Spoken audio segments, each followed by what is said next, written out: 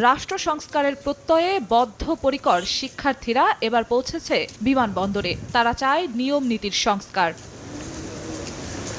বিমানবন্দরের অনিয়ম দুর্নীতি দূর করে রেমিটেন্স যোদ্ধাদের হয়রানি বন্ধের দাবিতে বুধবার ৯টি সমস্যা চিহ্নিত করে বিমানবন্দর কর্তৃপক্ষের সঙ্গে আলোচনায় বসেন শিক্ষার্থীরা।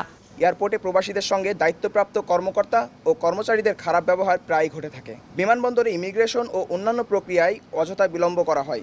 সমস্যা চিহ্নিত করে তুলে ধরেন প্রবাসীদের সঙ্গে ভালো ব্যবহার করা, লাগেজ নিয়ে হয়রানি দূর করা থেকে শুরু করে পুরো বিমানবন্দর এলাকায় ওয়াইফাই সেবা নিশ্চিত করা সহ বেশ কিছু সুপারিশ।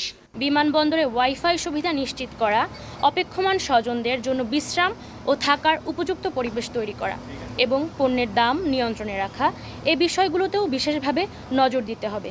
দাবি পূরণে শিক্ষার্থীদের সঙ্গে নিয়েই কাজ করার আশা ব্যক্ত করেন হযরত শাহজালাল আন্তর্জাতিক বিমানবন্দরের নতুন নির্বাহী পরিচালক। প্রত্যেকটি পয়েন্ট নিয়ে তাদের কাছে আমাদের যে কাজগুলো আমরা করছি এবং ভবিষ্যতে আরও করব সে ব্যাপারে আমরা তাদের কাছে এক্সপ্লেন করেছি। প্রশিক্ষণ ব্যবস্থা, মনিটরিং সিস্টেম, টাস্কফোর্স গঠনের মাধ্যমে প্রত্যেকটি সংস্থার সাথে সমন্বয় করে যে কাজগুলো করা আমরা প্রত্যেকটি তাদেরকে অবহিত করেছি। এছাড়া বাংলাদেশ এয়ারলাইন্সের মান উন্নয়ন নিয়ে কাজ করারও আহ্বান জানান শিক্ষার্থীরা।